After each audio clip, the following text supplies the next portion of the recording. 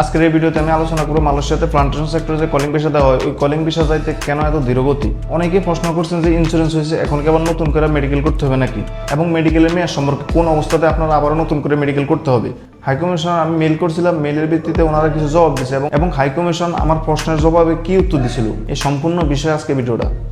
মালয়েশিয়ার কলিং বিষয় এবং মালয়েশিয়ান বিষয়ে যত প্রকার প্রশ্ন থাকে এই ভিডিওর কমেন্ট বক্সে করবেন। আমি আগামী তার একটা ভিডিও বানাবো শুধুমাত্র এই কমেন্টের উপর ভিত্তি করে আপনাদের যে প্রশ্ন থাকে এই সকল প্রশ্নের জবাব দেবো ওই ভিডিওতে। ভিডিওটা না টেনে সম্পূর্ণ ভিডিওটা দেখতে থাকুন। আর যদি চ্যানেলটা সাবস্ক্রাইব না করে থাকেন অবশ্যই চ্যানেলটা সাবস্ক্রাইব করে রাখবেন, কারণ এই চ্যানেলে আমি মালয়েশিয়ার বিষয়ে বিভিন্ন ধরনের ভিডিও বানাই থাকি যেগুলো আপনার উপকারে আসবে। আমি কিছুদিন যাবত ভিডিও বানাতে পারতেছি না, এর প্রধান কারণ হলো আমার শরীরটা অনেকটা অসুস্থ, পাশাপাশি কোম্পানির ডিউটি এখন চলতেছে 12 ঘন্টা, বাধ্যতামূলক 12 ঘন্টা করে আসতে হবে। এতদিন আমি ওভারটাইম করি না, কোম্পানির লগে গাত্তারামি করি আর যেভাবে হোক এসে পড়তাম, ওভারটাইম করতাম না আমি, কিন্তু এখন বাধ্যতামূলক কাজের প্রেশারের কারণে কাজ করতে হয়, উপর থেকে প্রেশার পড়তেছে, এই জন্য আমার ওভারটাইম করে আসতে হয়। এই কারণেই দেখা যায় আমি ভোর 6টার দিকে ঘুমোতে উঠে আমি ফ্যাক্টরিতে যাই, আস্তে আস্তে আমার রাত্র 8টা সাড়ে 8টা বেজে যায়। এই ভিডিওটা আপনারা হয়তো 3 মিনিট 4 মিনিট দেখতেছেন, এই ভিডিওটা করার পিছনে একজন লোকের কতটা পরিশ্রম করতে হয় হয়তো ধারণা অনেকেরই নাই। একটা ভিডিও তথ্য উপাত্ত সংগ্রহ করে রেকর্ড করা, এডিট করা, তারপর আপলোড করা পর্যন্ত মিনিমাম 8 থেকে 10 ঘন্টা লাগে। এই 8 থেকে 10 ঘন্টা আমার হয়ে ওঠে না। আমি লাস্ট যে ভিডিওটা আপলোড করেছিলাম ওই ভিডিওটা রেকর্ড করেছিলাম আমি প্রায় আরও 1 সপ্তাহ আগে, কিন্তু কোম্পানির কাজ পাশাপাশি নিজের শরীর অসুস্থতার কারণে আমার ভিডিওটা আপলোড করা হয় নাই। সেই ভিডিও আপলোড করলাম কত 2 দিন আগে। শরীর অসুস্থতা এবং 12-14 ঘন্টা কাজ করে আসার পরে যে ভিডিওটা আপলোড দিই, শুধুমাত্র আমার উদ্দেশ্য হলো আমার ভিডিও দ্বারা যদি একজন মানুষ উপকৃত হয় এতে আমার পুরো ভিডিওর সকল পরিশ্রম সার্থক। তো শুরু করি ভিডিওটা। অনেকেই প্রশ্ন করছেন যে ভাই আমার নামে ইন্স্যুরেন্স হয়েছে, আমার পাসপোর্ট নাম্বারের উপর ইন্স্যুরেন্স হয়েছে, এই কপি আমার কাছে দালাল দিছে, এখন আমার মেডিকেলের মেয়াদ আছে 5-6 দিন। এই 5-6 দিন মেডিকেলের মেয়াদ থাকা অবস্থায় যদি আমার কলিং ভিসা না হয় তাহলে কি আমার আবার নতুন করে মেডিকেল করতে হবে নাকি? এই বিষয়ে আমার মন করা কথা বলতেছি না, এই বিষয়ে আমি হাই কমিশনারের একটা জিমেল করছিলাম, ওনারা কি উত্তর দিয়েছে উত্তরটা আমি আপনাদেরকে একটু পড়ে শোনাইতেছি। আপনার ইন্স্যুরেন্স তথ্য যদি FWCMS foreign worker centralised management system Malaysian এই ওয়েবসাইটে যদি আপনার ইন্স্যুরেন্স এবং মেডিকেলটা সাবমিট করা হয়, ওয়েবসাইট থেকে যদি অ্যাকসেপ্ট করে এবং যদি মেয়াদ থাকে তাহলে আপনার সেক্ষেত্রে কলিংয়ের জন্য আপনার নতুন করে মেডিকেল করতে হবে না মেয়াদ শেষ হওয়ার পরেও। FWCMS সিস্টেমে আপনার মেডিকেল রিপোর্ট গ্রহণযোগ্য আছে কিনা চেক করেন। FWCMS এর তথ্য যাচাই করার জন্য আপনার যোগাযোগ করতে হবে BMAT অফিস কিংবা আপনার এজেন্সির কাছে, ওদের কাছে সম্পূর্ণ তথ্য থাকবে, এটা আমার কিংবা আপনার দ্বারা কালেক্ট করা সম্ভব না। দেখেন ইন্স্যুরেন্সটা হলো মালয়েশিয়ার যে কোম্পানি আপনারা নিয়োগ দিব ওই কোম্পানি প্রতি কর্মীর মাথা পিছু 500 রিঙ্গিত করে মালয়েশিয়ান গভর্নমেন্টের কাছে জমা করে। এটা করা হয় যে ওয়ার্কারগুলা মালয়েশিয়া আসার পরে তাদের স্বাস্থ্য সেবা নিশ্চিত করার জন্য বিভিন্ন অ্যাক্সিডেন্ট হতে পারে, এই সমস্ত কিছু দায়ভার বহন করবে এই ইন্স্যুরেন্স থেকে। প্রতিটা কর্মীর মাথা পিছু ইন্স্যুরেন্স করাটা বাধ্যতামূলক। ইন্স্যুরেন্স করার পরে তারা কলিং এর জন্য আবেদন করে।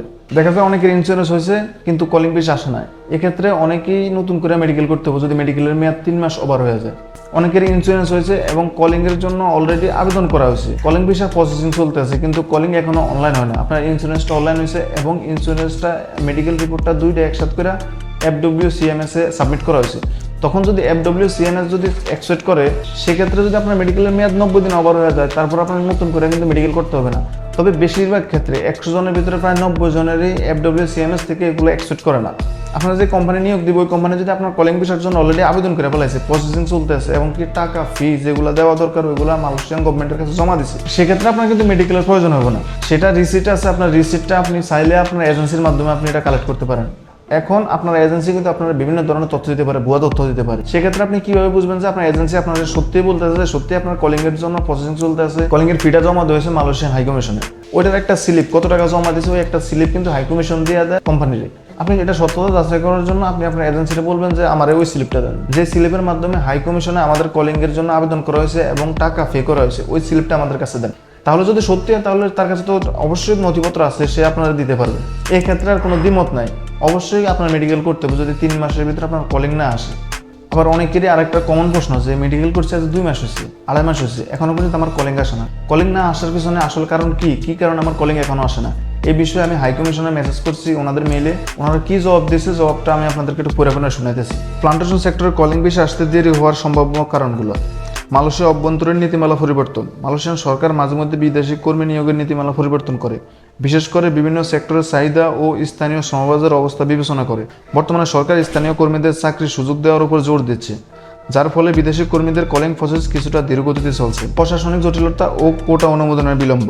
মালয়েশিয়ার সরকার প্রতিটি সেক্টরের জন্য নির্দিষ্ট কোটা নির্ধারণ করে এবং কোম্পানিগুলোকে সেই কোটা অনুযায়ী কর্মী নিয়োগের অনুমতি নিতে হয়। কিছু কোম্পানি এখনও কোটা অনুমোদন পায়নি বা সংশ্লিষ্ট দপ্তরে ফাইল প্রক্রিয়াধীন রয়েছে, যা কলিং ভিসা আসতে দেরির কারণ হতে পারে। প্লান্টেশন কোম্পানির চাহিদা কমে যাওয়া বা বিলম্বিত নিয়োগ। অনেক প্লান্টেশন কোম্পানি আবেদন করলেও কর্মী আনার প্রক্রিয়া ধীরগতিতে চালাচ্ছে। মালয়েশিয়ার কিছু জায়গায় অটোমেশন ও প্রযুক্তির কারণে ম্যানুয়াল শ্রমিকের চাহিদা কমেছে। কিছু কোম্পানি হয়তো কর্মী আনার জন্য এখনও সম্পূর্ণ প্রস্তুত নয়, যার ফলে কলিং সিটি দেরিতে আসছে। মেডিকেল ও ডকুমেন্ট যাচাই প্রক্রিয়ার বিলম্ব। কর্মীদের মেডিকেল পরীক্ষার রিপোর্ট, ইন্স্যুরেন্স এবং অন্যান্য নথি যাচাই করতে সময় লাগছে। কিছু কর্মীর নথিতে ভুল থাকলে বা মেডিকেল রিপোর্ট সিস্টেমে আপডেট না হলে তাদের প্রসেস আটকে যাচ্ছে। এজেন্সি বা দালালদের কারণে দেরি। কিছু রিক্রুটিং এজেন্সি অতিরিক্ত লোক নেওয়ার চেষ্টা করছে, কিন্তু কোম্পানিগুলো অনুমোদিত সংখ্যার বাইরে কর্মী নিতে পারছে না। কিছু ক্ষেত্রে এজেন্সিগুলোর মধ্যস্থতাকারী বা সাব এজেন্টদের কারণে প্রক্রিয়া ধীরগতি চলছে। এই কলিং ভিসা যাওয়ার ক্ষেত্রে সবচেয়ে ইম্পর্টেন্ট কারণ হলো এটা: মালয়েশিয়ার অর্থনৈতিক অবস্থা ও সিদ্ধান্ত গ্রহণের দেরি। মালয়েশিয়ার অর্থনীতি যদি স্থবির বা মন্দার দিকে যায়, তাহলে নতুন কর্মী আনার সিদ্ধান্ত নিতে কোম্পানিগুলো দেরি করতে পারে। সরকারের নতুন শ্রমিক নীতি ও চেকিং প্রসেসের কারণে কলিং সিটি অনুমোদন দেরি হচ্ছে।